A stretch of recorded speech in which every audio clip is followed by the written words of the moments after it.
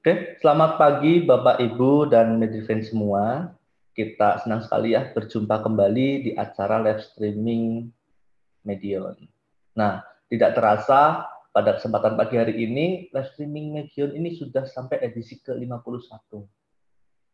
Edisi yang spesial karena masih dalam suasana Natal dan Tahun Baru, kami mengucapkan selamat Natal bagi umat Kristiani di seluruh Indonesia dan seluruh Medifan yang menyaksikan live streaming Medion pada pagi hari ini. Edisi yang ke-51 ini merupakan edisi yang terakhir di penghujung tahun 2021. Nah, kita menyongsong tahun 2022 dengan semangat baru dan dengan pribadi yang baru ya Bapak Ibu tentunya.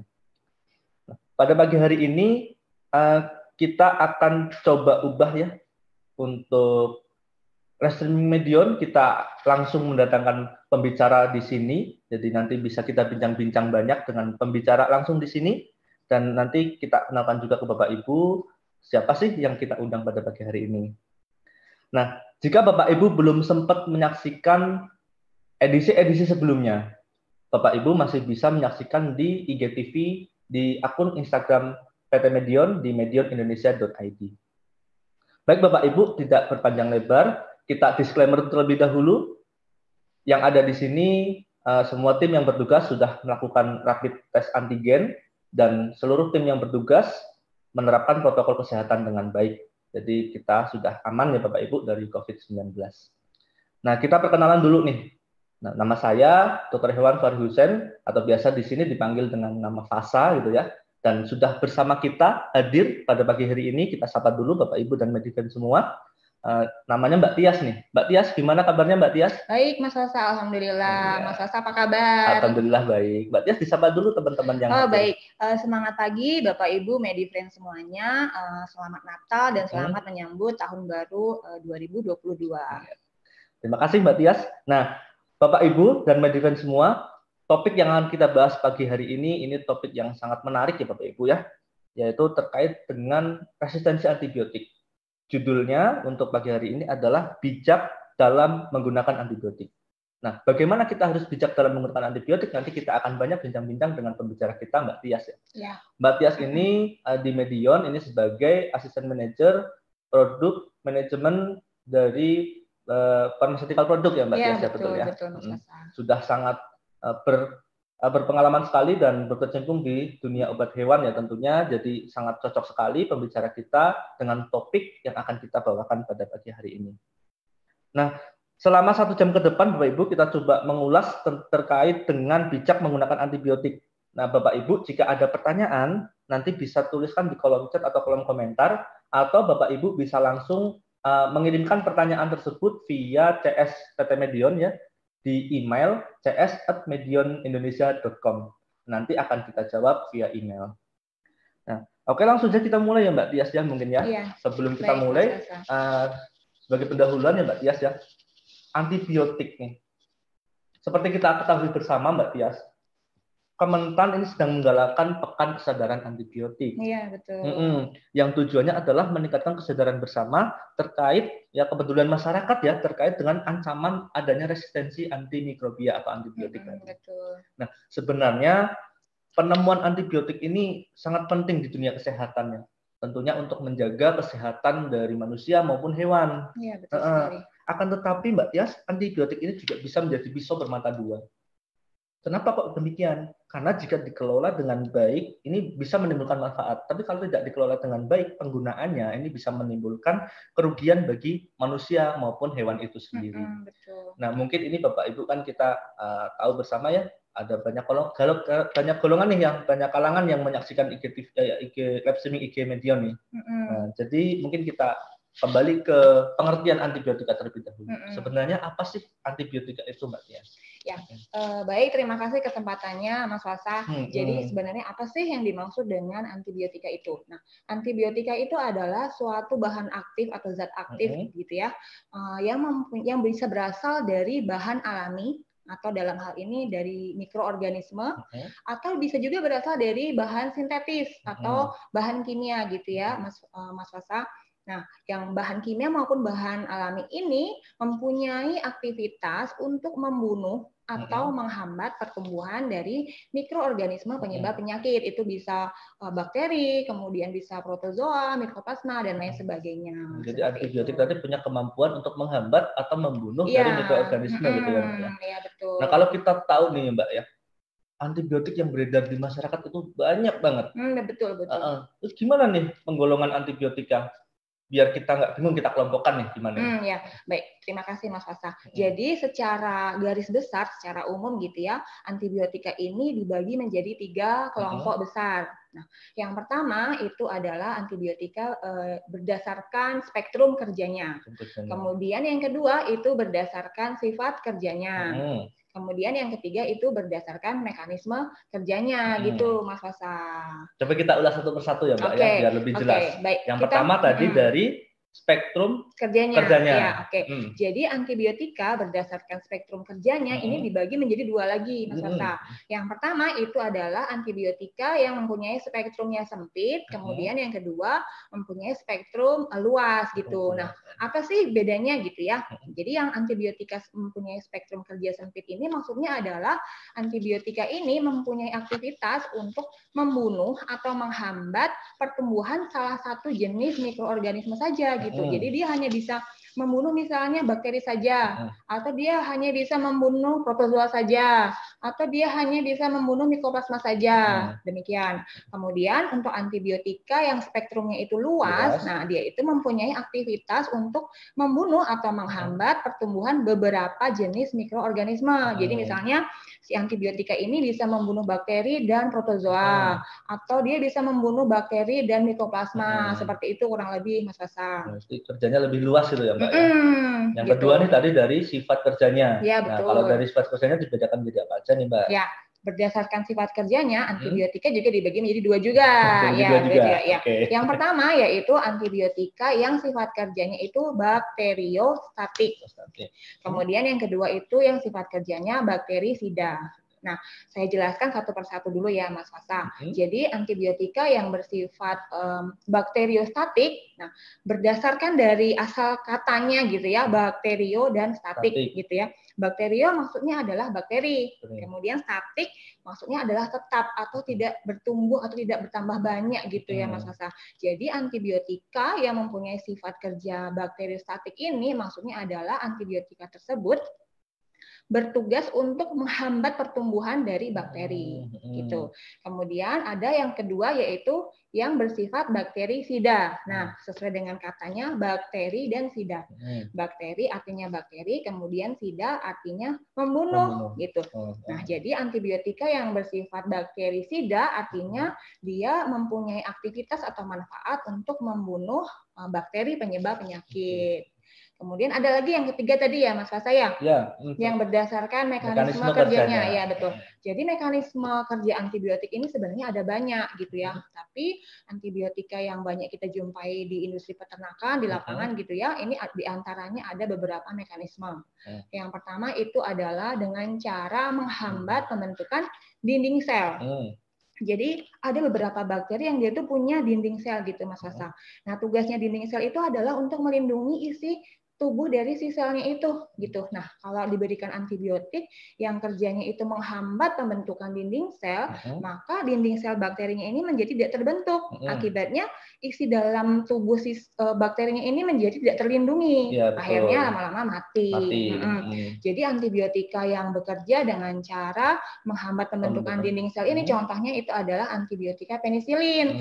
Nah, untuk mengingat-ingatnya itu gampang ya, kan penisilin ya. Biasanya di belakangnya ada silin-silinnya, contoh amoksisilin, kemudian ampicillin. Itu gitu. Sama satu golongan penisilin tadi. Ya, yang kan ada silin-silinnya gampang ya, Mas Fasa ya, gitu. Kemudian mekanisme kerja yang kedua yaitu adalah menghambat sintesis protein sel, gitu. Nah, seperti kita ketahui bersama bahwa protein ini tidak hanya manusia aja yang membutuhkan gitu. Bakteri juga butuh protein untuk dia hidup gitu. Nah, dengan pemberian antibiotik ini yang dimana kerja dia adalah dengan menghambat pembentukan protein sel, maka akibatnya proteinnya tidak bisa digunakan untuk dia bertumbuh gitu. Akibatnya lama-lama dia menjadi mati gitu. Nah, antibiotik apa sih yang bekerjanya dengan cara menghambat sintesis protein sel gitu ya. Contohnya itu antibiotika tetrasiklin gitu. Kemudian cara kerja, mekanisme kerja yang ketiga, yaitu adalah menghambat sintesis asam folat. Nah, seperti halnya protein, asam folat ini juga dibutuhkan oleh bakteri untuk dia tumbuh dan hidup gitu. Nah, kalau misalnya si asam folatnya ini dihambat pembentukannya gitu ya, jadinya lama-lama bakteri juga akan menjadi mati. Nah, contoh antibiotika yang cara kerjanya atau mekanisme kerjanya itu dengan menghambat sintesis atau pembentukan asam folat ini dari golongan sulfonamid. Kalau sulfonamid ini juga gampang Mas Sasa ingat-ingatnya. Jadi di depannya biasanya ada kata sulfanya gitu obat kayak sulfa gitu ya. Jadi sulfadiazin gitu. Kemudian sulfadimidin gitu ya. Gitu. Kemudian yang keempat ya Mas Sasa ya. Yang keempat itu adalah mekanisme antibiotik yang bekerja dengan cara menghambat pembentukan DNA atau RNA dari sel. Nah, seperti kita ketahui bersama ya bahwa DNA atau RNA ini berfungsi untuk mengatur atau mengendalikan kehidupan dari si sel, tugas-tugasnya masing-masing bagiannya itu apa gitu ya. Jadi kalau misalnya si DNA ini dihambat pembentukannya, jadi kan sistem tubuhnya si bakteri ini kan kacau gitu ya. Jadi lama-lama dia akan menjadi mati gitu. Nah, contoh antibiotika yang bekerja dengan cara menghambat pembentukan DNA atau RNA sel itu adalah antibiotika dari golongan fluorokinolon. Nah, kalau fluorokinolon ini contoh obatnya adalah kayak ciprofloxacin gitu. Kemudian enrofloxacin. Nah, jadi kan gampang juga yang ingatnya ya ada sasin-sasinnya gitu, Mas Sasa. Yang fluorokinolon tadi ya. Iya, betul. Ya, terima kasih Mbak Des, itu sangat banyak sekali ternyata penggolongan antibiotik itu ada spektrum kerjanya. Jadi sekarang udah nggak bingung lagi nggak bingung lagi, ada dari sifat kerjanya sama mekanisme kerjanya. Nah, ini Mbak Des, ini menjadi menarik ketika kita bicara antibiotik dan ada juga isu terkait dengan resistensi antibiotik. Iya, betul. Nah, sebenarnya apa sih kita yang disebut dengan resistensi antibiotik gitu ya, atau antimikrobial resisten gitu Mbak Tias? Monggo Mbak Tias. Ya, jadi yang dimaksud dengan resistensi antibiotik atau yang dalam bahasa kerennya gitu ya, antimikrobial resisten. Nah, itu adalah suatu kondisi di mana suatu mikroorganisme penyebab penyakit, bisa itu bakteri atau bisa itu protozoa atau mikroplasma, itu ya dia menjadi kebal atau tahan gitu Mas Sasa terhadap pemberian antibiotik. Jadi kalau dia dikasih antibiotik ini dia nggak akan mati atau tidak akan terhambat pertumbuhannya gitu karena dia sudah mempunyai kekebalan. Padahal tadi fungsinya antibiotika selain menghambat juga membunuh bakteri. Iya, betul. Lalu akibatnya apa Mbak kalau terjadi resistensi antibiotik ini? Ya, jadi kalau misalnya nih di peternakan kita tuh ada kasus penyakit gitu ya, tapi ternyata si bakteri penyebab penyakit ini sudah kebal gitu ya terhadap antibiotik tertentu. Nah, kalau terjadi resistensi, maka jika kita memberikan antibiotik yang ternyata bakterinya itu sudah resisten, maka salah satu akibatnya adalah penyakit menjadi tidak kunjung sembuh, Mas Sasa. Kemudian ada lagi akibat yang berikutnya apa nih? Nah, itu terjadi penyebaran bakteri yang resisten tadi. Jadi dia bisa menyebar dari ternak yang sakit yang sakit tadi, yang di dalamnya sudah ada bakteri resisten, dia menularkan si bakteri resistennya tadi ke hewan lain yang masih sehat gitu. Jadi akibatnya nanti bakteri resisten ini berpindah ke ternak yang lainnya gitu. Kemudian selain itu juga bakteri resisten ini bisa berpindah atau menulari gitu ya, pindah ke manusia. Sampai ke manusia iya, juga. Iya, bisa. Misalnya kita mengkonsumsi hasil olahan ya, misalnya daging atau telur gitu ya, di mana di dalamnya mengandung bakteri yang sudah resisten. Kemudian kita makan, maka itu akan mencemari, akan masuk ke dalam tubuh kita manusia gitu ya. Kemudian selain itu juga bisa mencemari lingkungan, Mas Sasa, kayak mencemari tanah, kemudian mencemari air, sumber air di dekat-dekat farm kita misalnya, seperti itu. Menarik sekali ya Mbak ya, Bapak Ibu dan Medifan semua, ini menjadi kepedulian kita bersama. Ternyata dampak dari akibatnya nih bakteri sudah resisten itu banyak sekali ya, bahkan sampai berefek pada manusia dan lingkungan. Iya, betul, betul. Nah, ini Bapak Ibu dan Medifan semua, kita coba tanyakan gimana sih kok bisa muncul itu Mbak Tias? Bisa muncul bakteri itu kemudian jadi resisten. Padahal kita tahu tadi ya antibiotik fungsinya adalah menghambat ataupun membunuh bakteri. Tapi kemudian bakteri menjadi kebal. Itu gimana Mbak Tias? Ya, gimana bisa terjadi resistensi antibiotik. Betul, gitu ya. Mbak Tias.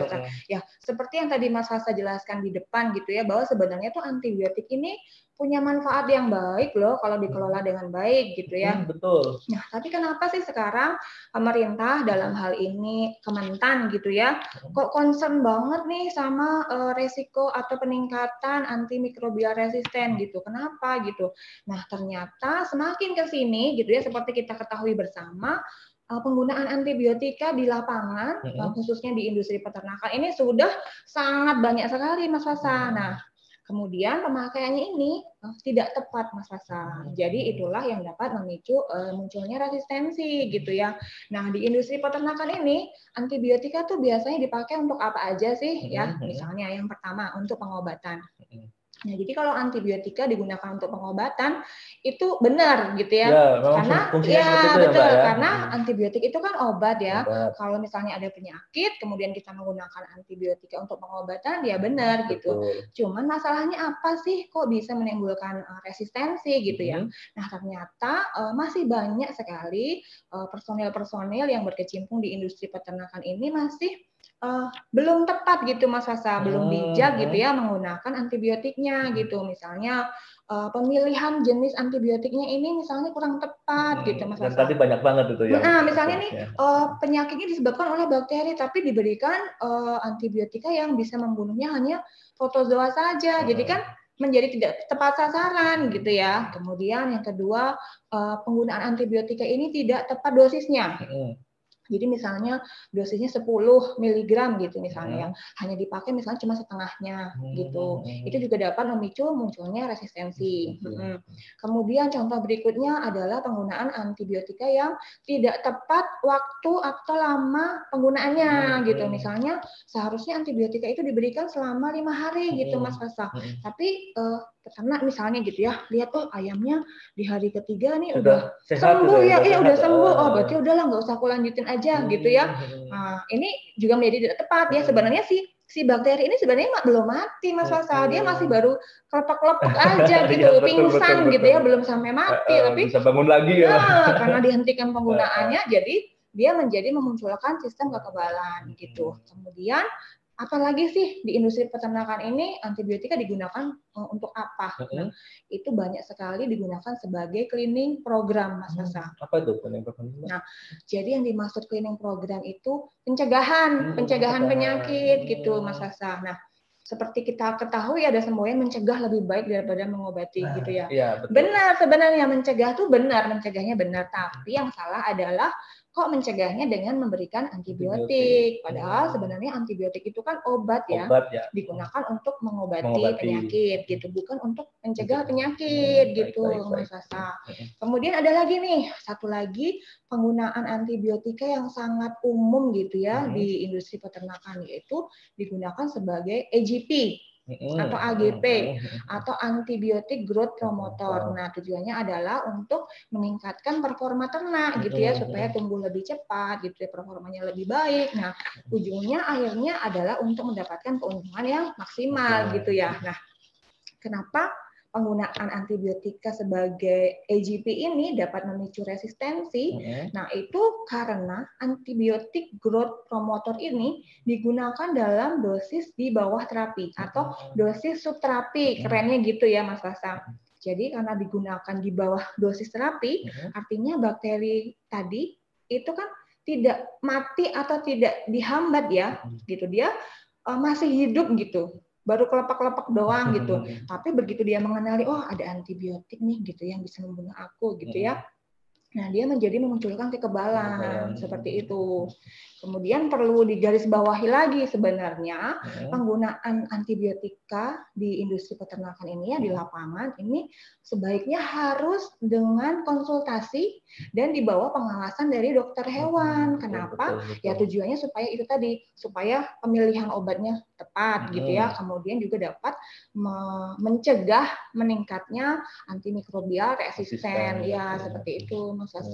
Tadi menarik juga ya, ada salah satu upaya untuk pencegahan AMR ini dengan memperhatikan lama pengobatan ya Mbak ya. Iya betul. Soalnya kalau kita berobat di dokter manusia aja, kadang kalau diberi antibiotik juga ini harus habis gitu ya Mbak. Iya betul. Nah kalau dibilang harus habis, yang harus habisin ya, kan. Nanti kalau misalnya aku aku udah sehat, nggak mau minum lagi, nggak mau walaupun udah sehat harus dihabisin. Iya betul. Nanti kalau nggak dihabisin nanti bisa menimbulkan resistensi gitu. Tujuannya itu ya Mbak. Iya betul. Nah ini kita coba perhatikan dari peran pemerintah. Pemerintah kan nggak mungkin tinggal diam terhadap adanya resistensi ini. Nah ini peran serta dari pemerintah itu sudah sejauh mana Mbak Tias terhadap AMR ini? Ya, terima kasih Mas Sasa. Jadi pemerintah tentu saja tidak tinggal diam ya dengan sekarang ini mulai meningkatnya kasus resistensi gitu ya. Jadi apa aja sih yang sudah dilakukan pemerintah gitu ya? Sebenarnya banyak banget yang sudah dilakukan pemerintah. Nah ini saya sebutkan beberapa di antaranya ya. Yang pertama yaitu pelarangan penggunaan EGP tadi yang saya sebutkan tadi ya. Nah, jadi EGP itu sudah mulai dilarang oleh pemerintah itu sesuai dengan Permentan nomor 14 tahun 2017. Jadi mulai 1 Januari 2018 ini EGP ini tidak boleh digunakan pada produk untuk peternakan gitu. Nah, kemudian yang kedua yang dilakukan pemerintah adalah dengan melarang penggunaan kolistin. Nah, itu mulai tahun 2020 Mas Sasa. Nah, itu kita tidak boleh menggunakan lagi kolistin untuk produk-produk peternakan gitu. Nah, kenapa sih kolistin ini kok nggak boleh dipakai di obat hewan gitu ya? Nah, karena si kolistin ini adalah antibiotika yang bersifat kritikal gitu. Maksudnya gimana? Jadi si kolistin ini adalah obat atau antibiotika yang bersifat kritis yang masih diperlukan oleh manusia gitu untuk mengatasi penyakit gitu. Nah, kalau misalnya si kolistin ini dipakai di obat hewan juga, maka dia kan akan meningkatkan resiko resistensinya kan, gitu ya. Nah, nanti suatu saat kalau manusianya sakit, dikasih kolistin misalnya nggak mempan gitu. Nah, mau dikasih obat apa lagi ya gitu. Seperti kita ketahui bahwa penelitian antibiotika ini bukan sesuatu yang mudah dan cepat gitu ya, dan bukan sesuatu yang cepat, butuh waktu puluhan tahun gitu. Sampai sekarang aja kan kita ketahui belum ada lagi ya antibiotika golongan yang terbaru gitu. Nah, oleh karena itu kita perlu mewaspadai terjadinya resistensi itu. Salah satunya dengan pelarangan penggunaan kolistin. Kemudian ada lagi, pemerintah ini juga berusaha untuk meningkatkan praktek biosecurity gitu. Nah, mungkin terdengar klise ya, tapi itu adalah praktek yang paling penting untuk mencegah masuknya bibit penyakit.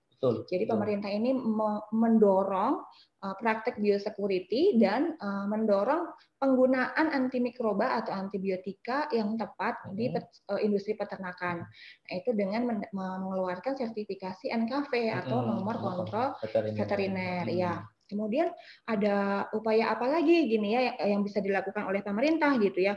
Jadi pemerintah ini juga sudah membuat buku pedoman mengenai penggunaan antimikroba atau antibiotika di industri peternakan untuk menunjang kesehatan hewan. Kemudian masih ada lagi Mas Wasa.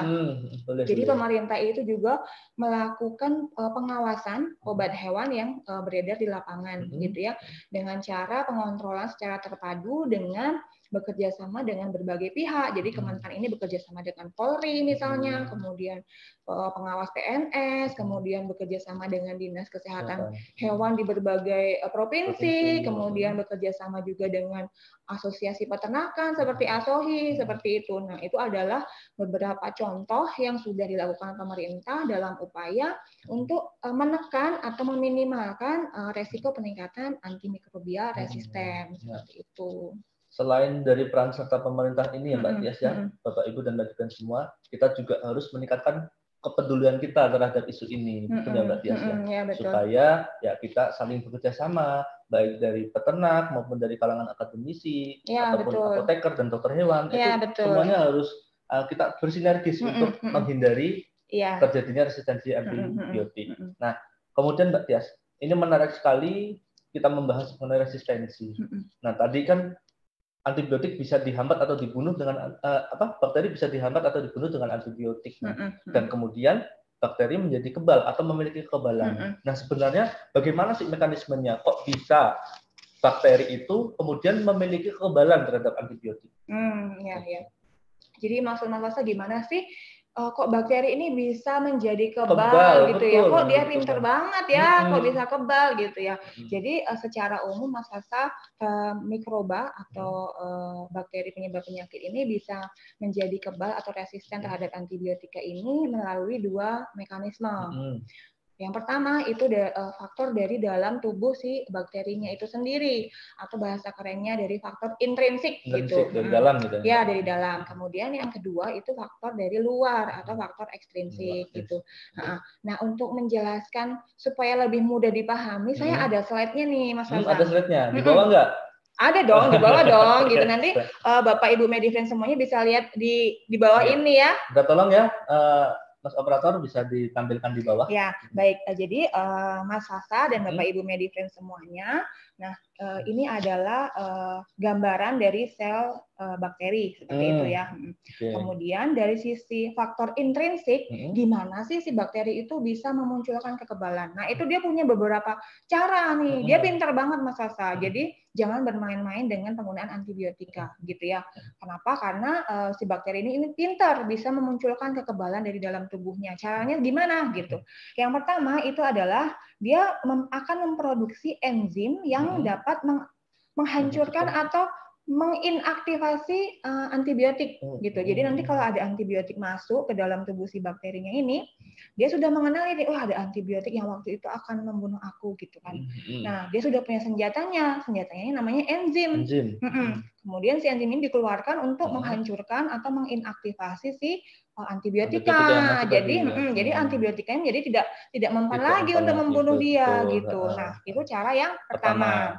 Ada lagi cara yang kedua. Dia punya senjata yang kedua. Nah, caranya adalah, ini kan tadi saya sebutkan ada beberapa bakteri yang dia mempunyai dinding sel ya. Ini yang lingkaran. Bagian yang luar dulu. Iya, yang warna hijau ini ya. Nah, dia mempunyai sistem kekebalan dengan cara dia meningkatkan ketahanan atau membuat si dinding selnya ini tidak bisa ditembus oleh antibiotik. Jadi kayak dia semacam membentuk benteng pertahanan. Benteng pertahanan. Ya, gitu. Sekeliling bakteri itu ya. Betul. Kemudian dia masih punya lagi cara yang ketiga, Mas Sasa. Cara yang ketiga yaitu dengan cara mengubah posisi targetnya melalui mutasi. Jadi misalnya dulu dia udah pernah dikasih antibiotik, tapi dosisnya nih nggak tepat misalnya, atau waktu pemberiannya nggak tepat gitu ya, Mas Sasa. Nah, jadi misalnya si antibiotika ini dia mempunyai target kerja di titik yang biru ini. Misalnya. Kenalnya di situ. Targetnya di sini. Nah, tapi karena dia kan belum mati ya, waktu itu belum mati karena dosisnya tidak sesuai, tidak tepat gitu ya.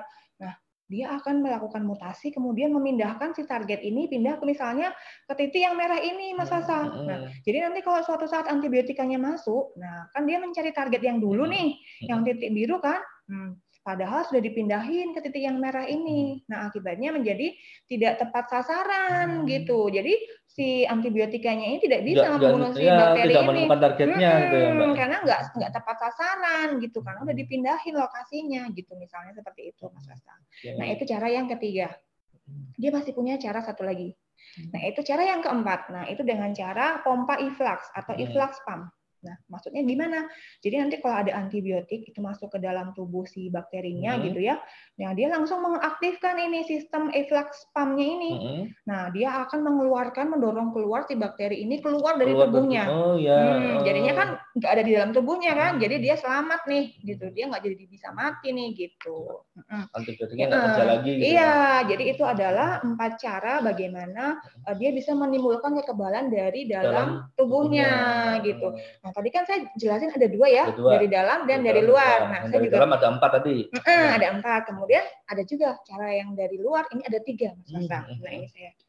Nah, ini adalah gambaran bagaimana bakteri ini bisa menjadi resisten, tapi dia mendapatkan resistensi atau kekebalan dari luar tubuhnya.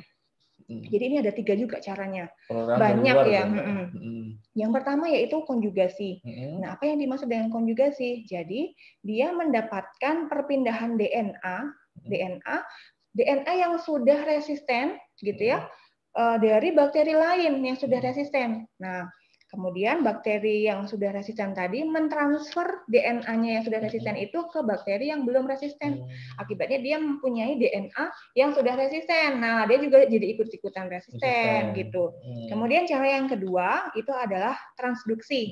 Kalau tadi kan konjugasi itu kan yang dipindah tuh DNA-nya. Nah, kalau transduksi ini yang dipindah itu adalah gennya. Gen itu adalah bagian yang lebih kecil dibandingkan DNA atau kita sebut sebagai subnya gitu. Tapi mekanismenya sama. Jadi dia mendapatkan transferan sub DNA atau gen dari bakteri yang sudah resisten gitu. Kemudian cara yang ketiga yaitu transformasi. Nah, transformasi ini caranya gimana? Jadi ada tuh bakteri yang sudah dikenai antibiotik ya, sudah diterapi dengan antibiotik, dia mati. Kemudian lisis kan gitu ya, selnya tuh lisis gitu, pecah gitu ya. Nah, ada DNA-nya kan itu kan Mas Sasa yang sudah menganalisis antibiotik tadi. Nah, sama bakteri yang belum resisten, DNA-nya tadi tuh ditarik masuk ke dalam tubuhnya. Jadi akibatnya si bakteri yang belum resisten ini mempunyai kekebalan gitu. Jadi bakteri yang sudah resisten ini berpotensi dia menularkan sifat resistensinya terhadap bakteri lain. Iya, yang tadi seperti yang saya bilang di depan tadi kan dia bisa menyebar gitu ya. Betul. Baik dari hewan ke hewan mungkin nanti bahayanya kalau sudah sampai ke manusia. Iya, gitu. betul. Bapak Ibu dan Medifriends sekalian, itu tadi ya faktor-faktor baik intrinsik maupun ekstrinsik yang bisa menyebabkan bakteri kemudian memiliki kekebalan terhadap antibiotik. Iya, betul. Bapak Ibu dan Medifriends mungkin kita bertanya-tanya, dia punya senjata nih, ada yang membentuk benteng, ada yang pakai enzim tadi. Nah, itu bagaimana nih tindakan kita atau upaya kita untuk meminimalkan atau mencegah terjadinya bakteri menjadi resisten? Oh ya. Gimana supaya kita juga bisa mencegahnya gitu ya. Betul Mbak Tias, biar kita punya senjata juga nih. Iya betul, dia punya senjata, kita juga punya senjata juga gitu ya, betul. Ya, jadi memang paling benar, paling baik itu adalah mencegah ya, lebih baik mencegah daripada mengobati gitu. Nah, untuk mencegah atau meminimalkan terjadinya resistensi antibiotika, nah ini yang pertama kita lakukan dengan cara pencegahan. Nah, sebenarnya caranya ini Mas Sasa, saya mempunyai prinsip namanya 7 prinsip atau yang saya sebut 7 tepat supaya gampang ingat-ingatnya gitu Mas Sasa. Diseringkan ke Bapak Ibu dan Medifriends semua ini Mbak Tia, 7 tepat nih. 7 tepat ya. Jadi yang tadi saya sebutkan yang paling penting adalah mencegah. Nah, mencegah ini dapat di-cover dengan dua prinsip pertama. Nah, yang pertama yaitu tepat biosecurity gitu ya. Mungkin terdengar klise ya Mas Sasa, biosecurity terus yang di sounding gitu yang ditekankan kok biosecurity terus.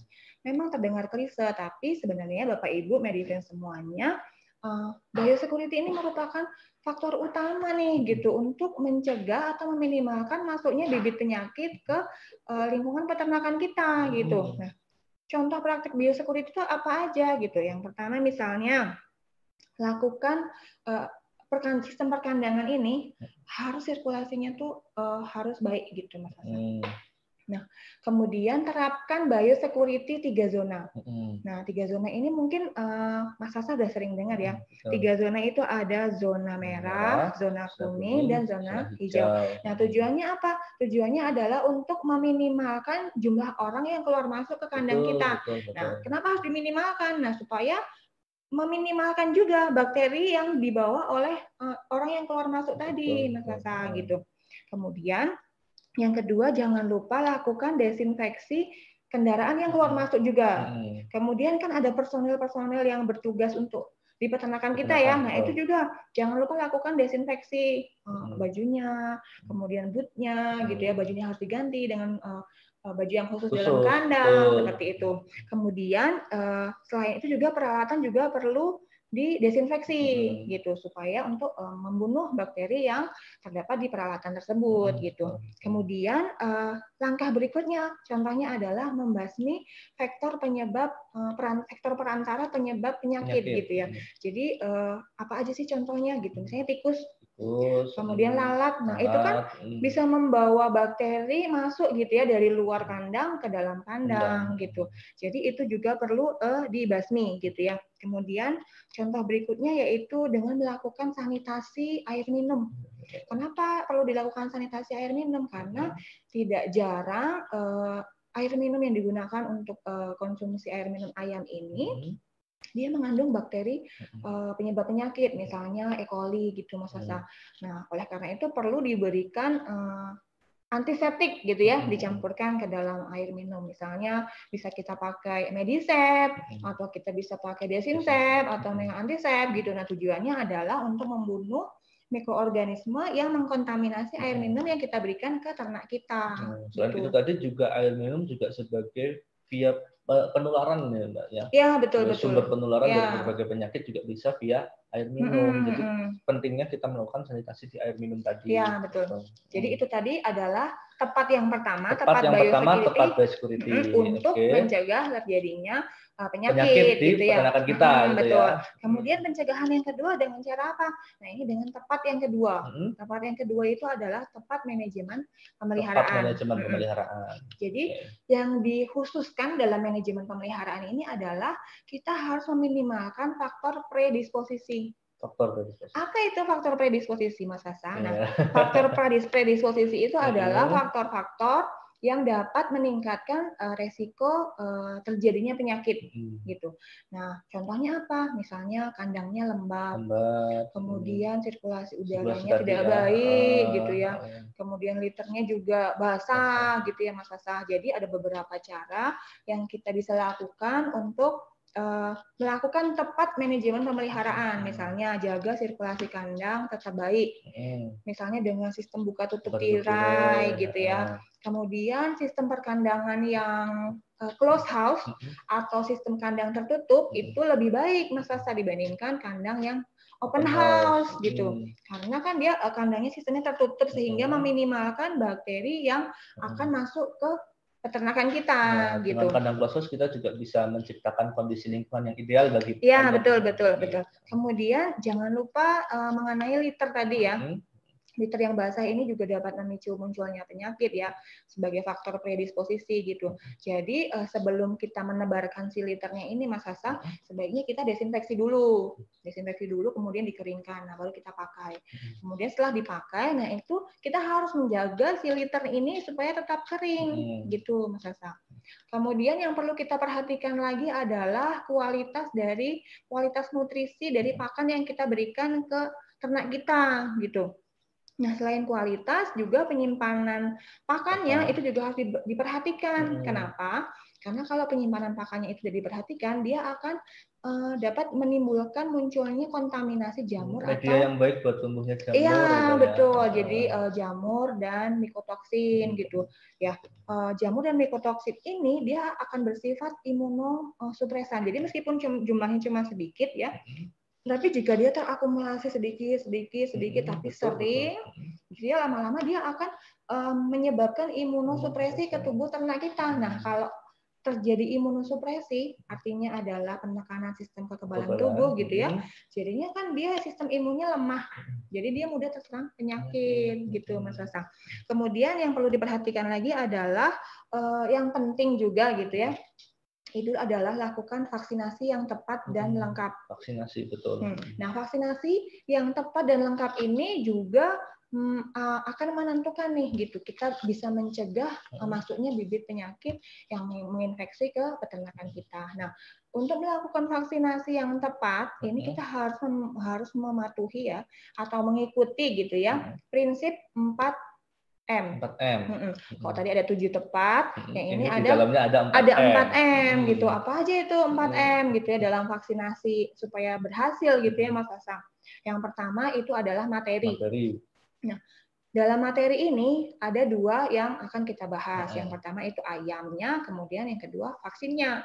Gitu. Nah, kalau dari sisi ayamnya, ayam yang akan kita vaksin ini dia harus sehat. Jadi kalau ayamnya sakit ya jangan divaksin gitu. Betul. Jadi ayamnya harus sehat, kemudian ayamnya juga tidak stres gitu. Kemudian faktor yang kedua dari materi ini adalah vaksin ya. Vaksin yang diberikan ini juga harus vaksin yang berkualitas. Vaksinnya harus lebih baik yang homolog gitu ya. Nah, seperti kita punya vaksin Medivac ya, itu adalah vaksin yang sudah berkualitas. Kemudian M yang kedua apa Mas Hasan?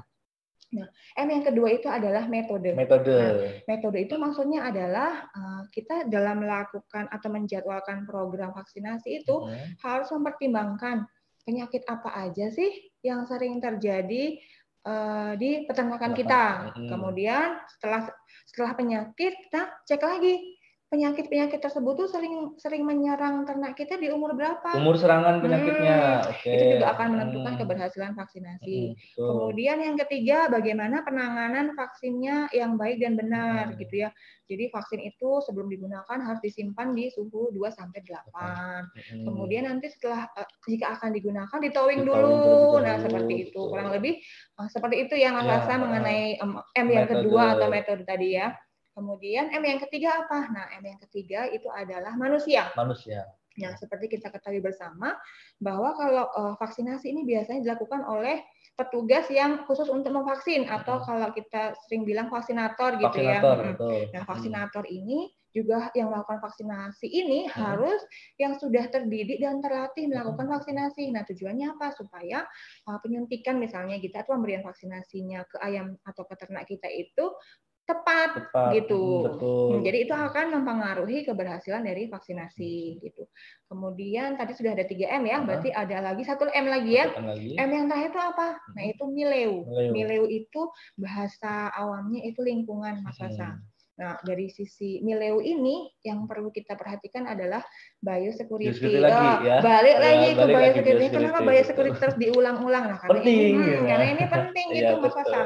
Selain biosecurity yang perlu kita perhatikan dari sisi mileu atau lingkungan ini adalah kualitas dari air minum. Kenapa? Karena untuk vaksin-vaksin yang aktif gitu ya atau vaksin live gitu ya itu kan akan dilarutkan dengan air minum gitu ya. Jadi air minumnya itu harus berkualitas, Mas Asa. Gitu. Boleh nambahin M satu lagi nggak, Mbak? Apa? M yang terakhir adalah medion. Oh iya, betul sekali ya. Kebetulan pas ya, M yang terakhir medion.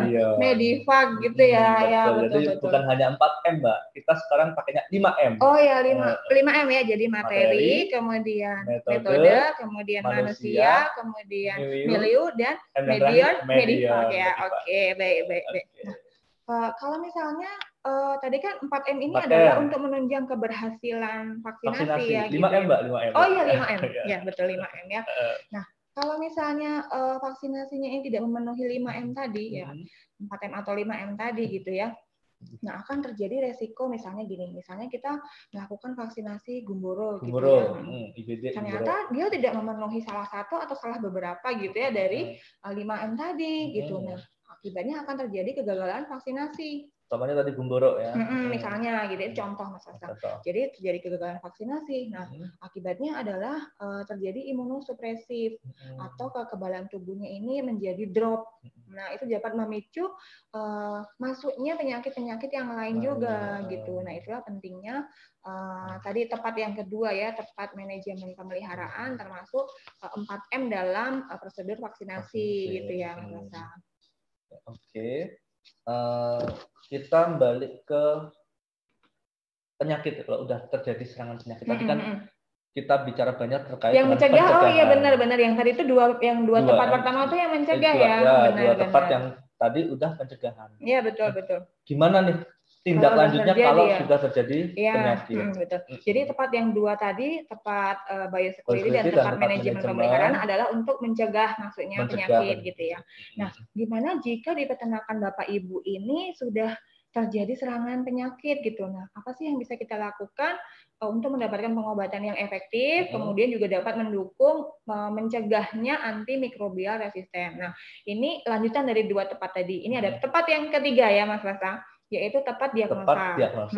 Jadi kalau ternak kita sakit, maka kita harus mendiagnosa kan penyakitnya itu apa. Nah, untuk mendapatkan diagnosa yang tepat, gitu, kita harus melakukan serangkaian berikut ini. Nah, yang pertama adalah anamnese. Anamnese itu bahasa awamnya adalah wawancara. Ya, jadi kita mewawancarai petugas kandang kita gitu yang sehari-hari mengurus misalnya ayam kita gitu ya. Kemudian langkah yang kedua untuk meneguhkan diagnosa ini adalah dengan pemeriksaan gejala klinis. Jadi kita cek nih gejala klinisnya apa, misalnya kok mukanya bengkak gitu ya, kemudian ada leleran eksudat hidung gitu ya misalnya seperti itu. Masalah berarti itu mengarah ke diagnosa apa ya gitu. Nah, yang kemudian kelihatan dari ayamnya ya, betul, itu maksudnya gejala klinis maksudnya gitu ya Mas Rasa. Nah, selain dari tadi anamnesa atau wawancara, kemudian juga pemeriksaan gejala klinis, kita juga bisa melakukan pemeriksaan patologi anatomi untuk meneguhkan diagnosa kita tadi, gitu. Nah, selain patologi anatomi dengan melalui bedah bangkai, kita juga bisa menambahkan uji laboratorium. Jadi kita semakin komplit nih alat-alatnya atau toolsnya untuk menganalisa sebenarnya ini ayamku tuh sakit apa, kena penyakit apa ya gitu ya. Nah, jadi akhirnya dengan memenuhi empat langkah tadi gitu ya, kita bisa mendiagnosa penyakit dengan tepat. Nah, kenapa sih kok penting gitu ya? Kenapa Mbak kok penting? Kenapa kok mendiagnosa penyakit itu harus tepat gitu ya? Nah, ini akan menentukan ke tindakan berikutnya, yaitu memilih obatnya. Nah, pemilihannya harus tepat. Nah, jadi nanti kalau diagnosanya tepat, maka kita bisa memilih obatnya dengan tepat. Nah, itu kita sekarang masuk ke M yang keempat ya berarti ya. Tepat yang keempat. Ya, tepat yang. Oh ya benar, tepat yang keempat ya. Aduh, maaf salah. Tepat yang keempat ya. Tepat yang keempat ini adalah tepat antibiotika atau tepat pemilihan antibiotika gitu ya.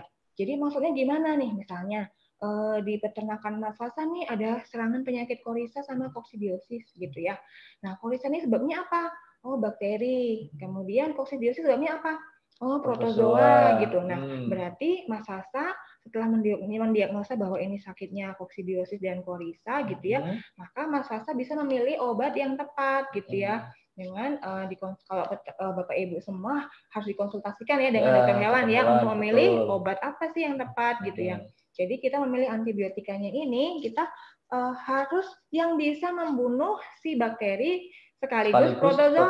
Tadi, betul. Misalnya contohnya apa nih? Contohnya itu adalah antibiotika dari golongan sulfonamid atau sulfa yang tadi di depannya ada kata sulfa-sulfanya itu. Nah, itu dia bisa membunuh bakteri sekaligus membunuh protozoa gitu, Mas Sasa. Itu tadi tepat yang keempat ya, Mas Sasa. Kemudian ada tepat yang kelima, yaitu tepat dosisnya. Nah, sudah tepat tadi diagnosanya, kemudian tepat antibiotika. Nah, selanjutnya adalah tepat dosisnya. Dosis itu sebenarnya apa sih, Mas Rasa? Apa yo? Apa yo? Jadi dosis itu adalah jumlah atau takaran suatu antibiotika untuk menghasilkan efek terapi atau efek pengobatan gitu. Nah, prinsip yang perlu teman-teman Medifriend semua pegang adalah gunakan dosis berat badan gitu ya.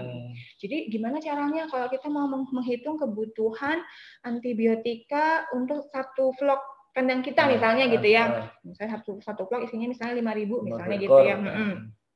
Caranya gimana? Nah, caranya adalah hitung dulu rata-rata berat badannya berapa.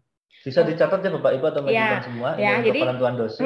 Jadi bagaimana caranya menghitung kebutuhan antibiotik atau obat gitu ya untuk satu vlog misalnya 5.000 ekor. Nah, caranya adalah hitung dulu rata-rata berat badannya berapa. Berat badan dulu. Kemudian dikalikan dengan dosis berat badan. Nah, biasanya dosis berat badan itu sudah tercantum di labelnya, label produknya atau di leafletnya gitu. Jadi Bapak Ibu semua atau Mas Rasa bisa melihat dari labelnya dosis berat badannya berapa sih gitu. Kemudian dikali dengan jumlah ayam yang mau kita obati. Tadi kan satu vlog misalnya 5.000 ya, dikali 5.000 gitu. Kemudian dikali apa lagi? Nah, dikali sama jumlah hari lama pengobatan. Jadi kalau misalnya antibiotika tadi harus digunakan selama 5 hari berturut-turut gitu. Berarti dikali lagi 5 hari. Untuk menghitung kebutuhan obatnya. Iya, betul, kita belinya berapa gitu ya, Mbak. Betul. Nah, kenapa sih harus tepat dosis, Mas Rasa? Biar efektif, Mbak Tia. Oh, pintar sekali Mas Hasan. Ya. Kalau nggak tepat nanti nggak efektif. Iya, benar. Jadi saya punya gambaran ini Mas Hasan. Boleh saya tampilkan Mas Hasan? Boleh. Ya. Minta tolong Mas operator ya, kita tampilkan. Sudah? Ya, oke, sudah Mbak Tia, silakan. Ya. Kenapa harus tepat dosisnya gitu ya? Nah, Bapak Ibu dan Mas Sasa gitu ya, ini ada gambaran kurva kadar antibiotika dalam tubuh gitu ya. Nah, antibiotika itu, semua antibiotika itu mempunyai dua istilah ini ya, yaitu MEC kemudian MTC. Nah, apa itu MEC? Nah, ini saya sudah tuliskan di bawahnya. MEC adalah minimum effective concentration. Nah, artinya apa? Artinya adalah kadar minimum suatu antibiotik untuk dapat memberikan efek terapi atau supaya dia efektif membunuh atau menghambat pertumbuhan bakteri gitu, Mas Asa. Ini namanya MEC. Kemudian apa itu MTC? Nah, MTC adalah minimum toxic concentration gitu. Maksudnya apa? Maksudnya adalah konsentrasi atau kadar minimum suatu antibiotika ini dapat menimbulkan toksisitas atau keracunan atau kematian atau efek samping gitu, Mas Sasa. Nah, itulah mengapa pentingnya kita melakukan pengobatan antibiotika ini dengan tepat dosis. Tepat dosis. Kenapa? Karena misalnya nih aturan pakainya ini misalnya 10 mg per kilogram berat badan gitu. Mas Sasa kan cuma ngasih misalnya 5 mg setengahnya aja. Nah, nanti di dalam tubuh ternak kita gitu ya. Nah, kadar obatnya itu hanya ada di sini. Masih di bagian yang warna pink ini.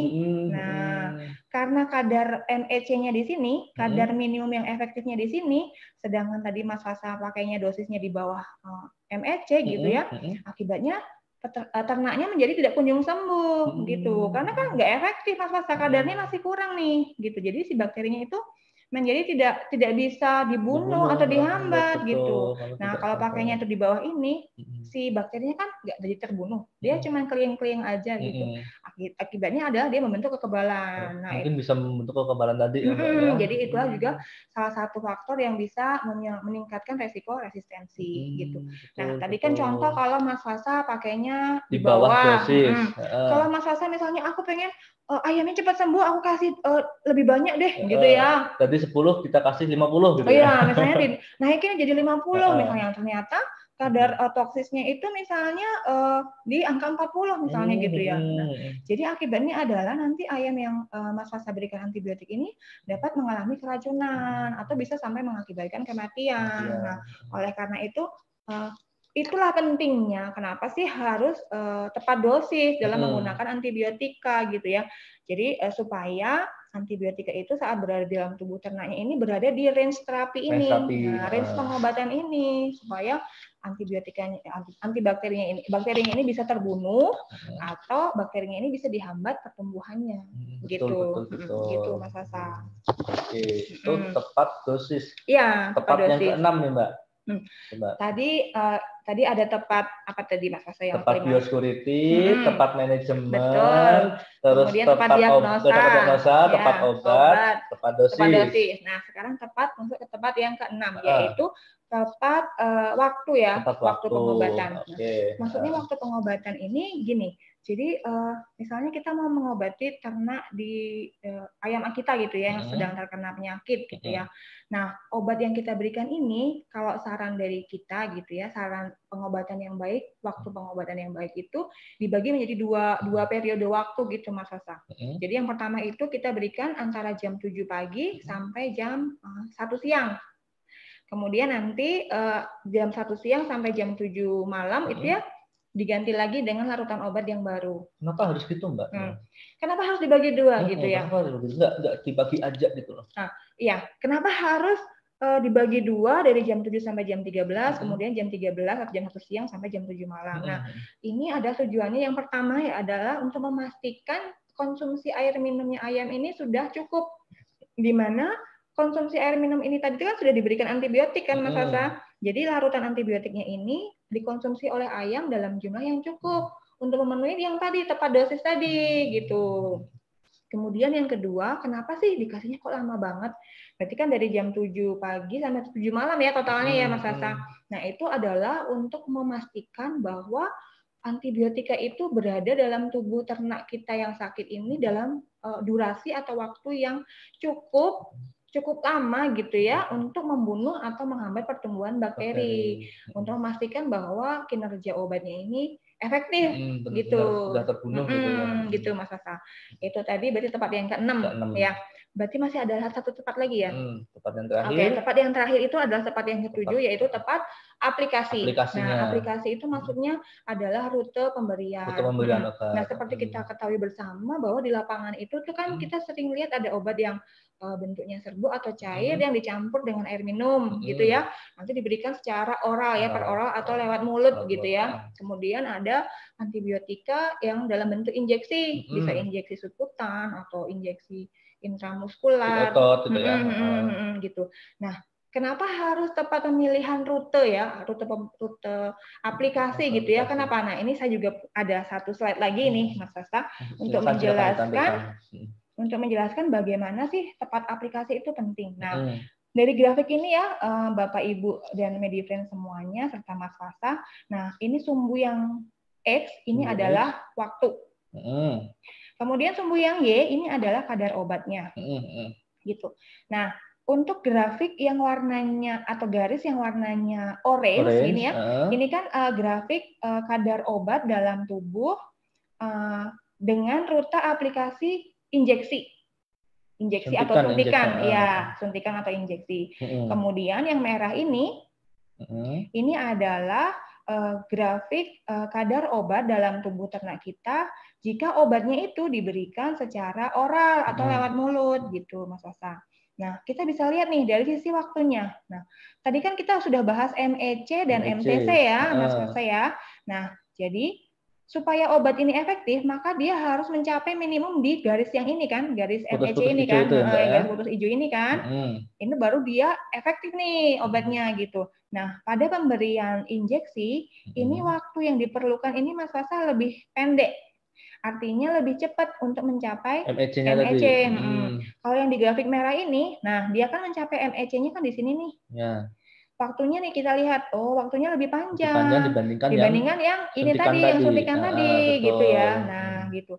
Nah, terus kapan nih saatnya kita milih rute atau aplikasi secara injeksi maupun secara oral? Nah, jadi kalau misalnya nih penyakitnya itu atau ternaknya ini sudah parah nih, kena serangan penyakit gitu. Wah, ini kalau nggak cepat ditolong nih bisa mati nih gitu kan, bisa rugi nih gitu ya. Nah, oleh karena itu kita pilihlah yang rute pemberian yang injeksi atau suntikan. Kenapa? Karena dia cepat nih mencapai MEC, Mas Sasa. Karena dia cepat kan, jadi lebih efek obatnya itu lebih cepat dirasakan oleh si ayam, bakterinya lebih cepat terbunuh gitu.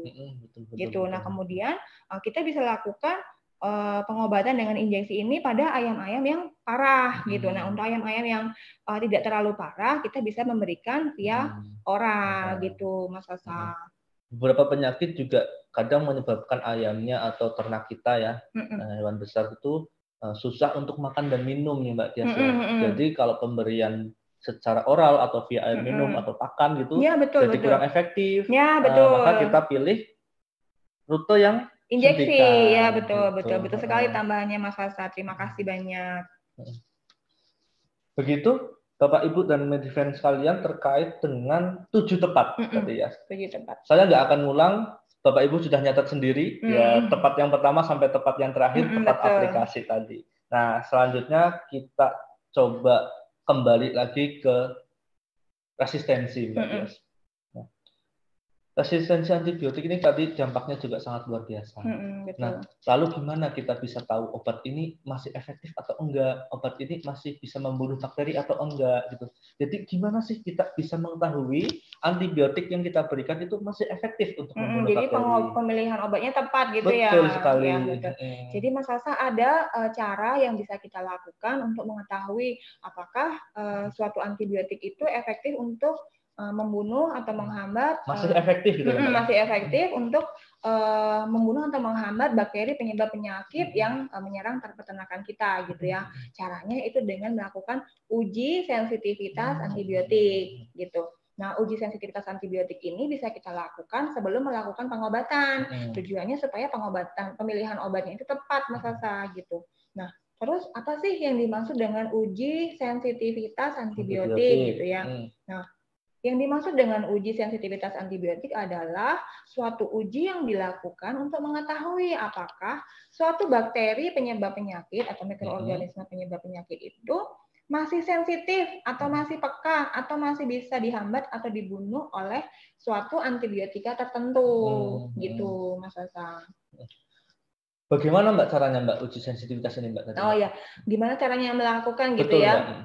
Jadi sebagai contoh nih ya misalnya di peternakannya Mas Hasan nih ada kasus kolibasilosis ya, seperti kita ketahui bersama bahwa kasus kolibasilosis ini kan sering kita temui di lapangan berulang ya Mas Hasan gitu ya. Sembuh terus sakit lagi, sembuh jadi sakit terus Mas lagi. Hasan penasaran nih, ini harus obati pakai apa ya gitu ya. Betul. Jadi Mas Hasan melakukan uji sensitivitas antibiotik terlebih dahulu. Nah, caranya gimana? Nah, kalau tadi penyakitnya kolibasilosis, maka salah satu cara yang bisa Mas Hasan lakukan untuk melakukan uji sensitivitas antibiotik ini adalah dengan mengirimkan organ pencernaan utuh. Jadi dalam hal ini adalah ususnya Mas Hasan. Ususnya utuh itu dikirimkan ke laboratorium gitu. Nah, nanti oleh laboratorium itu diuji. Jadi dari tadi sampel yang diambil, kemudian diisolasi bakterinya apa, kemudian dites dengan berbagai macam antibiotik gitu. Nah, nanti bisa terlihat nih Mas Hasan, antibiotik mana sih yang masih bisa membunuh atau masih sensitif terhadap si terhadap bakteri tersebut gitu. Atau antibiotika mana nih yang udah nggak mempan lagi gitu. Jadi nanti Mas Hasan milih obatnya itu lebih tepat gitu. Betul. Nah, kita pakai yang masih punya kemampuan sensitif tadi ya Mbak ya. Nah, terus gimana sih gambarannya bisa mengetahui gitu ya? Yang mana sih yang masih resisten, mana sih yang sensitif gitu. Itu gambarnya seperti apa? Nah, saya punya contohnya nih Mas Hasan. Nah, kita tuh pernah melakukan uji sensitivitas antibiotik di 5 farm broiler dan farm layer gitu Mas Hasan. Kita coba lakukan uji sensitivitas antibiotik terhadap bakteri E. coli gitu Mas Hasan. Nah, nanti jadi Bapak Ibu Medifriend semuanya dan Mas Hasan bisa melihat gambarannya seperti apa sih hasil ujinya gitu ya. Boleh, Oke, saya boleh, kalau share boleh di-sharing slide-nya ya. Oke, baik. Ya, minta tolong Mas Operator, sudah? Ya, sudah. Ya, oke. Nah, ini contoh hasil uji sensitivitas antibiotik yang sudah kita lakukan di farm broiler ya terhadap bakteri E. coli ya, penyebab penyakit kolibasilosis tadi ya. Nah, dari beberapa antibiotika yang kita uji ini ada 11 ya, ada 11 antibiotika. Nah, dari sini kita bisa lihat nih grafik yang warnanya hijau. Nah, dalam hal ini grafik yang warnanya hijau ini adalah obat-obat yang masih sensitif. Ya, antibiotika yang masih sensitif, Mas Asa. Jadi ini ya yang hijau, yang hijaunya ini banyak gitu ya, artinya dia masih sensitif gitu. Itu contohnya apa? Nah, ini pada farm broiler yang kita uji sensitivitas, itu di farm tersebut ini antibiotika fosfomisin, kemudian spektinomisin, ini ternyata dia masih 100% efektif atau 100% sensitif gitu Mas Asa. Kemudian kita ambil contoh lainnya ya, misalnya antibiotikanya doxycycline gitu ya. Ternyata di farm yang kita uji itu sensitivitasnya 65% seperti itu Mas Asa. Jadi 35%-nya sudah resisten gitu. Nah, kalau yang kuning apa Mbak Tias itu? Yang kuning ini adalah intermediate. Nah, apa sih yang dimaksud dengan intermediate gitu ya Mas Asa? Nah, maksudnya adalah sebenarnya si antibiotika ini masih sensitif ya untuk membunuh bakteri E. coli ini, tapi ada potensi untuk resisten gitu. Tadi masih efektif Mas Asa. Jadi kita di sini kayak lampu, harus was-was gitu ya. Kayak lampu merah, kuning, hijau gitu ya. Kalau sudah di kuning ini kita harus mewaspadai gitu. Betul. Nah, ini kan salah satu uji yang kita lakukan di farm broiler ya. Nah, selanjutnya ini saya ada contoh hasil uji sensitivitas antibiotika terhadap bakteri E. coli di farm layer.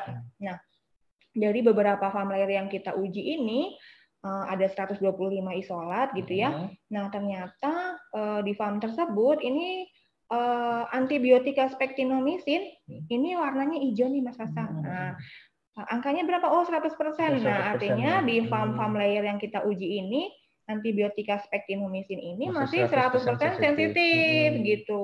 Kalau kita bandingkan dengan yang paling ujung itu ya Mbak ya, ada banyak sekali antibiotik yang memang sudah resisten. Contoh nih ya, ini contoh nih ada antibiotika Flumequin gitu ya. Nah, di farm layer yang kita uji ini ternyata Flumequin ini sudah 100% resisten. Jadi kalau misalnya ada terjadi kasus kolibasilosis gitu, terjadi kolibasilosis, kemudian diterapi dengan Flumequin gitu ya. Nah, itu menjadi tidak mempan.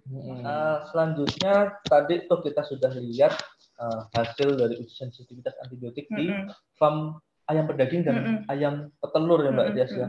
Nah, ini menjadi menarik karena kita sebelum melakukan pengobatan harus melakukan uji sensitivitas antibiotik. Lalu ini permasalahan di lapangan ya Mbak Dias.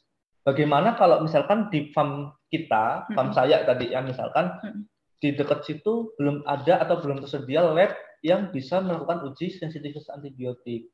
Nah, apakah kita harus menunggu kita cari lab lain, keburu mati ayam kita ya, gitu? Itu ada langkah lain nggak sih? Ya. Ada alternatif lain nggak sih supaya kita bisa pilih obatnya tepat atau kita bisa menghindari terjadinya resistensi antibiotik? Ya, betul. Ya, jadi jika di wilayah peternakan Bapak Ibu atau Medifriend semuanya atau misalnya Mas Fasa punya peternakan gitu ya, ternyata lokasinya itu jauh dari dari laboratorium ya, untuk melakukan uji sensitivitas antibiotik. Nah, itu apa yang bisa kita lakukan supaya pemilihan obatnya itu efektif? Yang pertama, kemudian yang kedua bisa mencegah terjadinya resistensi antibiotik gitu ya. Nah, ada caranya Mas Fasa, yaitu kita bisa melakukan rolling antibiotik. Apa itu rolling antibiotik? Apa itu? Monggo Mbak. Ya. Jadi rolling antibiotik itu maksudnya adalah merolling atau mengganti penggunaan antibiotika dari golongan yang berbeda. Dari golongan yang berbeda. Yang perlu diingat adalah golongannya yang berbeda ya, bukan merek produknya Mas Asa. Bukan merek produknya, golongannya. Jadi rolling penggunaan antibiotika dari golongan yang berbeda dengan interval 3 sampai 4 kali periode pengobatan. Jadi misalnya gini nih Mas Asa. Misalnya ada kasus korisa di peternakannya Mas Asa gitu ya.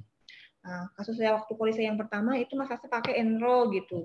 Oh, nanti beberapa bulan kemudian ada kasus lagi nih penyakit lain gitu ya, misalnya coli. Mas Asa kasih lagi enrofloxacin lagi gitu ya. Kemudian nanti ada lagi kasus penyakit lagi, infeksi bakteri lainnya. Mas Asa kasih lagi enrofloxacin lagi gitu ya. Nah, enrofloxacin ini itu kan dari golongan antibiotika fluoroquinolone. Nah, jadi kan udah 3 kali nih Mas Asa melakukan pengobatan dengan antibiotika golongan fluoroquinolone. Nah, saat terjadi kasus infeksi bakteri yang keempat gitu ya misalnya ya, Mas Asa bisa melakukan rolling antibiotik. Jadi jangan pakai enrofloxacin lagi, jangan pakai antibiotika dari golongan fluoroquinolone yang lain, misalnya ciprofloxacin gitu. Jangan, sama aja. Memang zat aktifnya beda Mas Asa, tapi dia masih satu golongan. Jadi jangan seperti itu. Jadi Mas Asa bisa melakukan rolling antibiotik ke golongan yang lain, misalnya dari golongan aminoglikosida, ada gentamin, kemudian udah kita contohnya gentamin ya, itu kandungannya adalah gentamisin, kemudian untuk contoh berikutnya adalah fat strep, yang kandungannya itu streptomycin gitu Mas Fasa. Nah, maksudnya rolling antibiotik itu seperti itu gitu.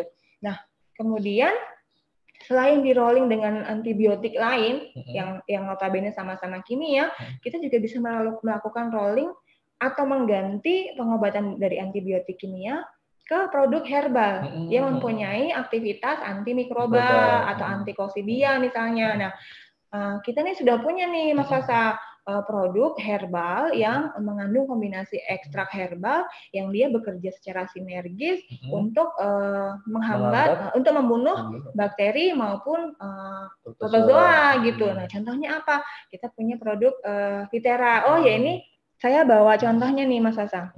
Nah, yang ini. Oh, yang ini. Yang ini Vitera. Nah, Vitera ini bisa digunakan sebagai alternatif rolling gitu ya untuk mengatasi penyakit infeksi bakterial maupun infeksi koksidiosis misalnya atau protozoa gitu ya. Gitu. Nah, itu terbuat dari bahan-bahan herbal gitu. Kemudian tadi yang terkait sama EGP tadi kan tadi EGP dilarang tuh ya Mas Asa. Jadi ada penggantinya. Nah, jadi Bapak Ibu Medifriend semua, Mas Hasan nggak perlu khawatir, wah udah nggak ada lagi EGP gitu. Nanti gimana? Nanti penyakitnya nanti banyak masuk, nanti pertumbuhan berat badannya nanti lambat gitu ya. Jangan khawatir ya Bapak Ibu Medifriend semuanya, Mas Hasan jangan khawatir karena sebagai pengganti EGP ini kita punya NGP. Apa itu NGP? Yaitu natural growth promoter. Nah, jadi dia bisa menggantikan antibiotik growth promoter. Nah, itu karena tadi disebutnya natural, nah berarti dia berasal dari bahan alami. Apa itu bahan alami? Dari herbal gitu. Nah, kita juga sudah punya produknya, produk premix yang bisa yang mengandung natural growth promoter. Apa itu? Kita punya produk premix namanya Optigreen. Nah, gitu Mas Fasa. Kemudian ada apa lagi yang mungkin bisa ditampilkan Mbak Tias, ada panduannya nggak sih kalau kita mau rolling antibiotik betul. gitu? Kalau Mbak Tias punya, biar tadi pemirsa juga bisa melihat ya, bagaimana sih cara rollingnya? Ya, yang tadi saya sebutkan, yang di rolling itu bukan mereknya ya, tapi yang di rolling adalah golongannya gitu ya. Betul. Oke, saya punya contohnya ya, contoh untuk panduan Bapak Ibu. Nah, ini misalnya nih di peternakan Bapak Ibu, Medifriend semuanya, atau di peternakan Mas Fasa misalnya gitu ya, ada serangan CRD kompleks. Nah, antibiotika apa sih yang bisa kita gunakan? Nah, ini contoh-contoh antibiotika golongan fluorokinolon, kemudian tetrasiklin, makrolida, sulfonamid, linkosamid, maupun produk herbal yang dapat digunakan untuk mengatasi penyakit CRD kompleks gitu. Jadi kita harus rollingnya menggunakan yang rollingnya ini dari sini nih Mas Fasa, yang warna-warna yang dulu. Ya, misalnya nih Mas Fasa sebelumnya udah 3 kali periode pengobatan pakai misalnya Neomeditril gitu ya. Nah, nanti kalau ada kasus berikutnya gitu ya, sudah periode kasus penyakit yang keempat gitu ya. Nah, itu Mas Fasa jangan lagi pakai fluorokinolon gitu. Misalnya Mas Fasa bisa pakai dari golongan yang linkosamid gitu. Misalnya kita punya ada produknya itu tinolin atau tinolin injeksi. Atau Mas Fasa bisa pakai produk herbal gitu. Yang tadi saya sebutkan, Vitera ini tadi gitu. Kemudian saya ada contoh berikutnya, ini adalah contoh rolling antibiotika untuk mengatasi penyakit Coryza.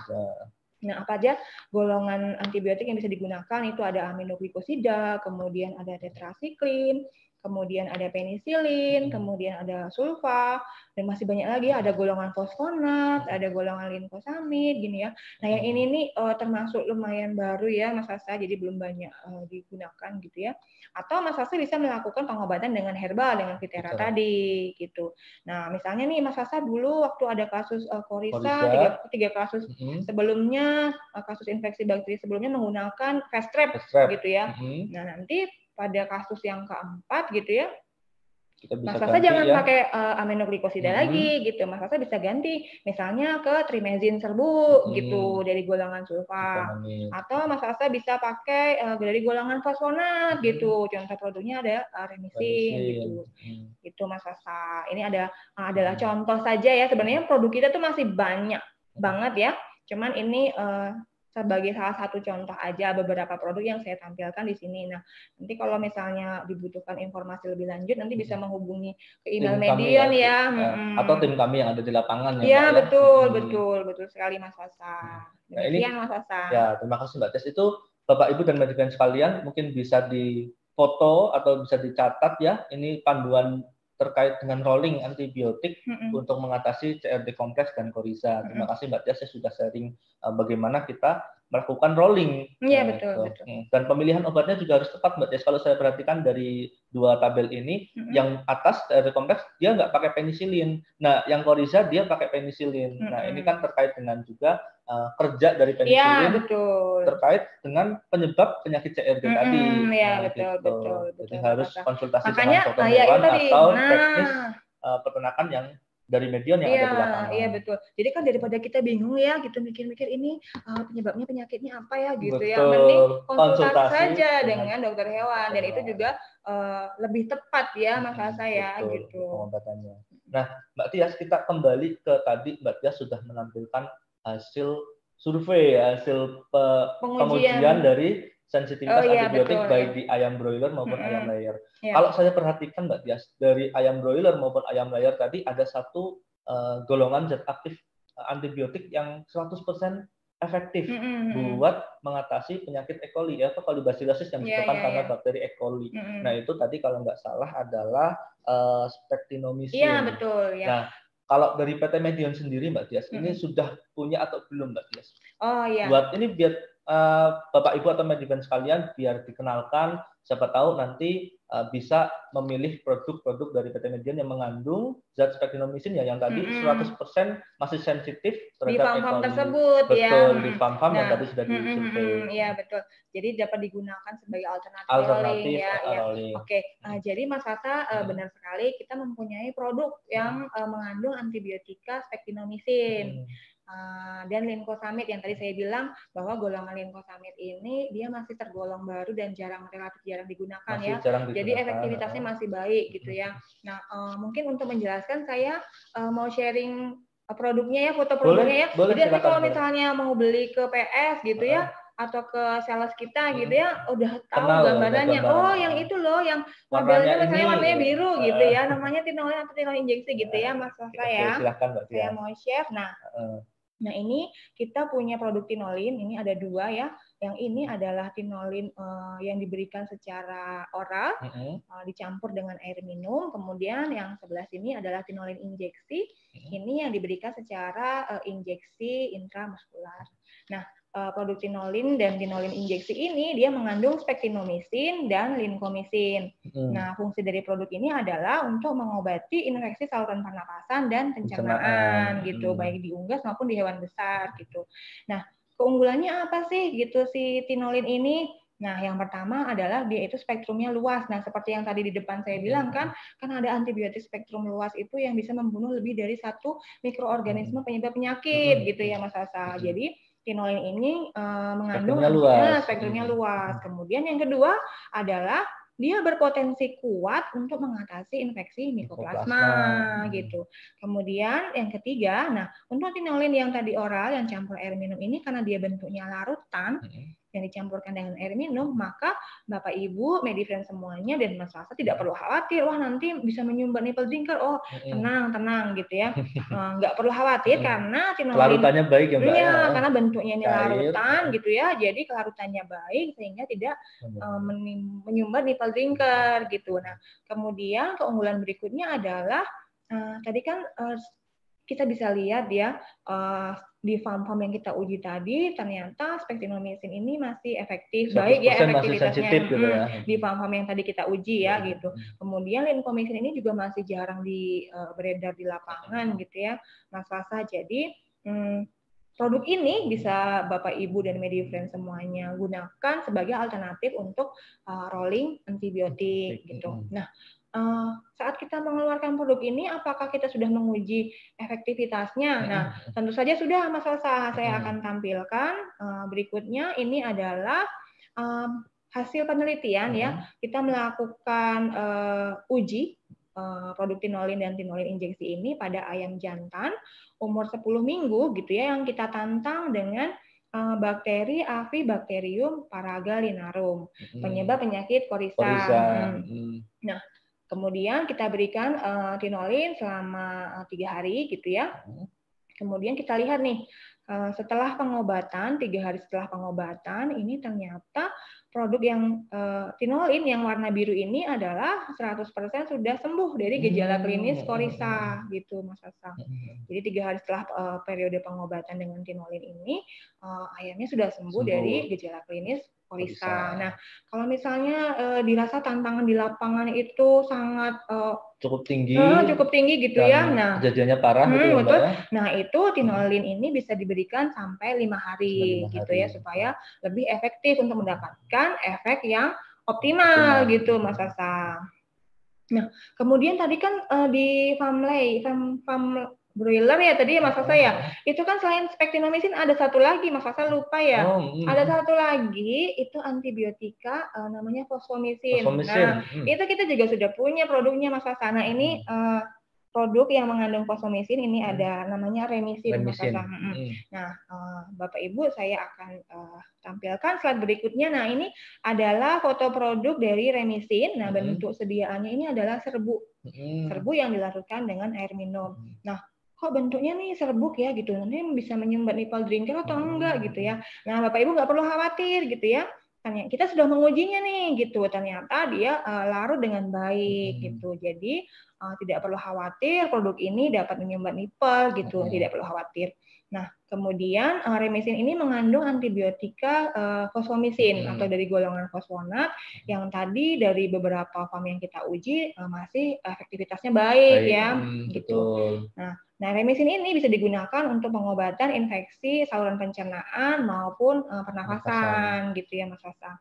Nah, seperti halnya tinolin tadi, kita kalau mengeluarkan produk juga pasti diuji dulu, nggak mungkin nggak diuji dulu kan Mas Sasa, ini beneran bagus apa enggak, gitu. Nah, ini remisin ini kita juga melakukan pengujian. Jadi kita menantang ayam broiler umur 20 hari, ditantang dengan Avibacterium paragalinarum. Nah, kita lihat nih gejala klinisnya gitu. Nah, produk ini diberikan selama 5 hari ya gitu. Kemudian kita amati ternyata 3 hari pos pengobatan. Nah, remisin ini yang warnanya biru ini, nah ternyata kesembuhan gejala klinisnya itu 90%. Nah, dibandingkan dengan pesaing ini kita lebih baik. Nah, seperti kita ketahui bersama bahwa Korisa ini kan juga lumayan susah ya, Mas Sasa ya. Susah, kejadiannya berulang. Iya, betul. Nah, ini hasil uji menunjukkan bahwa produk remisin ini efektif menyembuhkan gejala klinis Korisa sampai 90%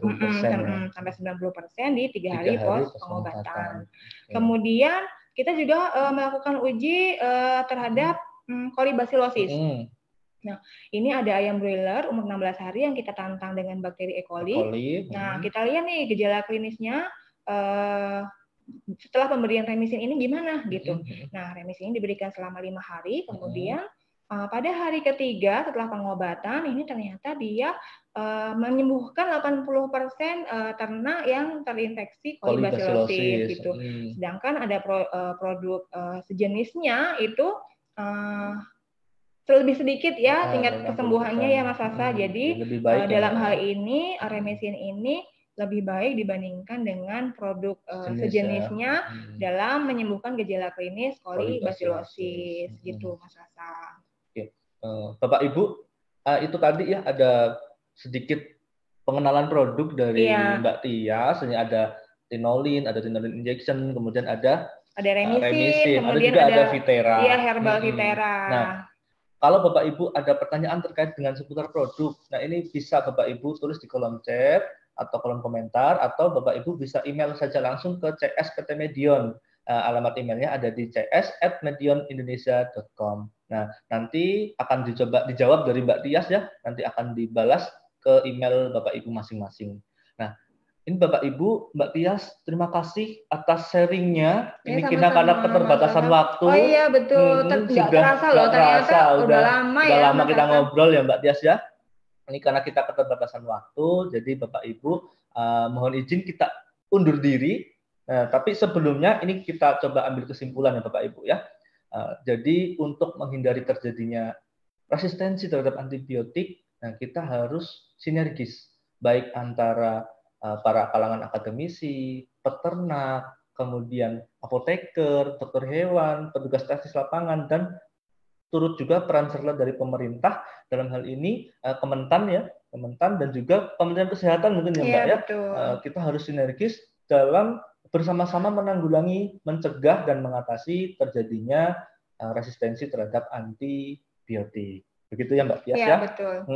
Kemudian kita juga berpesan kepada Bapak Ibu peternak ya, Bapak Ibu peternak untuk selalu berkonsultasi terhadap adanya penyakit ya di lapangan dengan dokter hewan ataupun tenaga teknis lapangan, sehingga dalam memberikan pengobatan khususnya antibiotik ini bisa lebih bijak dan lebih rasional, sehingga potensi dari adanya resistensi terhadap antibiotik bisa kita tekan bersama-sama. Ya betul sekali Mas Sasa.